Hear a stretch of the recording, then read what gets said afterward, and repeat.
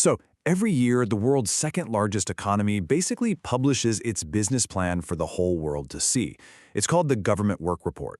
And honestly, it's the single best look we get at China's ambitions and maybe even its anxieties for the year ahead.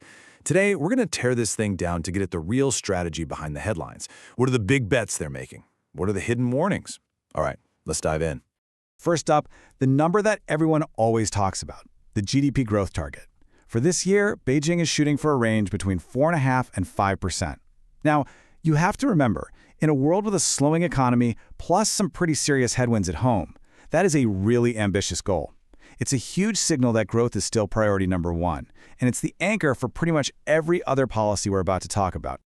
But you know, a target is just a number on a page. The real story, the interesting part, is in the how, right? How on earth does China plan to hit that number? What are the tough choices they're making between, say, new tech and social welfare?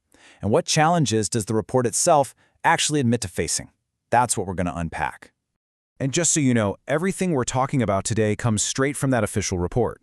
If you're the type who likes to go to the source and you want to read the whole thing for yourself, go ahead and scan the code on your screen. Okay, let's really get into it. So let's start with the official scorecard. What are the big metrics China is going to use to judge its own performance this year? Think of these as the big promises. When you look at all these targets together, they really start to tell a story. That GDP goal? Ambitious, for sure, but probably doable. But check out the jobs target. Still aiming for over 12 million new jobs in cities. That tells you that social stability is absolutely front and center. But you know, the most telling number here might actually be inflation. Targeting around 2%, well, that's a clear signal that Beijing is worried about deflation and really wants to get people to start spending again. Oh, and the green transition? It's still happening, but that slightly lower CO2 target might just hint at this tricky balancing act between hitting environmental goals and pushing for short-term economic growth. Okay, so those are the goals, but how do you actually make them happen?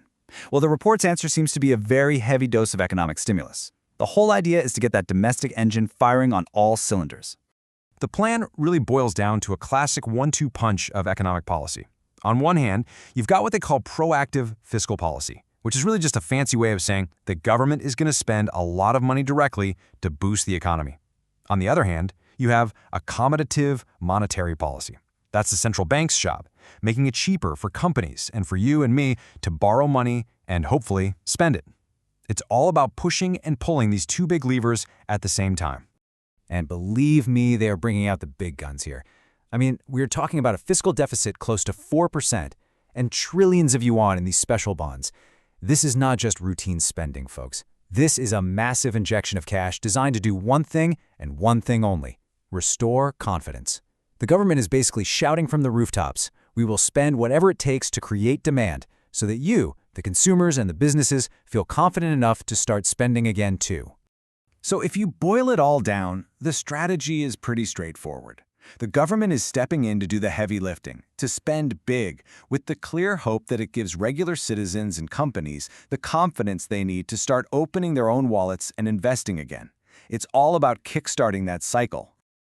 But you have to see all this stimulus as a bridge to what you ask, to the real long-term heart of China's strategy. It's a concept that the report brings up over and over: new quality, productive forces. This isn't just about propping up the old economy. It's about building a totally new one. Get used to this phrase because you are going to hear it a lot. New quality, productive forces is basically Beijing's new mantra. And what it is really is an admission that the old way of doing things, relying on real estate and just building more infrastructure, that model has run its course. The new model is all about powering the economy with things that are much harder to compete with. We're talking breakthrough tech, homegrown innovation, and super high-end manufacturing. And they get incredibly specific about where they're placing their bets. This isn't just talk, it is a targeted push into these really frontier technologies. I mean, look at this list: AI, quantum computing, even brain-computer interfaces. And they're also carving out brand new sectors, like what they call the low-altitude economy. Think delivery drones, flying taxis, that kind of stuff.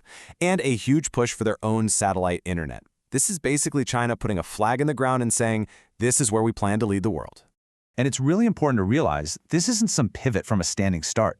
This new strategy is building on some serious momentum they already have. I mean, just look at last year's numbers. A massive 28% jump in making industrial robots, and high-tech manufacturing grew by almost 10%. The foundation for this whole new economy is already being laid, and it's being laid pretty fast. But look, a high-tech economy is great, but it needs a stable society to actually work. And that's why, beyond all the big growth numbers and tech goals, the report spends a lot of time on social policy. It makes sense, right? If people are worried about their pensions or their healthcare, they're not going to go out and spend money. So, what does the plan actually promise for the average person? This quote from the report really, I think, captures the spirit of what they're trying to do. The focus is all on strengthening that social safety net, making sure there's a basic, inclusive backstop for everyone, especially for the most vulnerable people. And they're putting some actual numbers to these promises. Now, look, I know these increases, an extra 20 yuan a month for pensions, 24 yuan per person for medical insurance, they might seem pretty modest, but you have to remember, when you multiply that by China's enormous population, it represents a huge state investment. The goal here isn't necessarily to make people rich, it's more about reducing what economists call precautionary savings. It's about giving people just enough security so they feel like, okay, I can spend a little more freely now. The report also, finally, addresses the absolute elephant in the room, the property sector.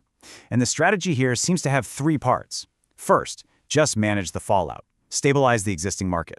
Second, they want to pivot the entire industry away from just speculation towards building high quality, what they call good houses. And third, and this is a big one, they're going to seriously increase the supply of government-backed affordable housing. This is a long-term play to completely reshape a critical part of China's economy. Now, it's really important to remember that this 2026 report doesn't exist in a vacuum. Nope, it's actually the very first step in a much bigger, much longer-term plan. So let's zoom out and take a look at that 5-year horizon. See, this year's report is basically chapter 1 of a much bigger book. And that book is the 15th 5-year plan. That's the master document, the blueprint that's going to guide China's entire development all the way through 2030. And this year's plan? It's the first down payment on that vision. And the long-term goals are, well, incredibly ambitious. You can see a really clear pattern emerging here.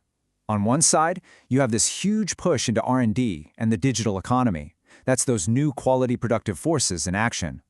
And on the other side, you have a deep focus on these core human development things, like life expectancy and education.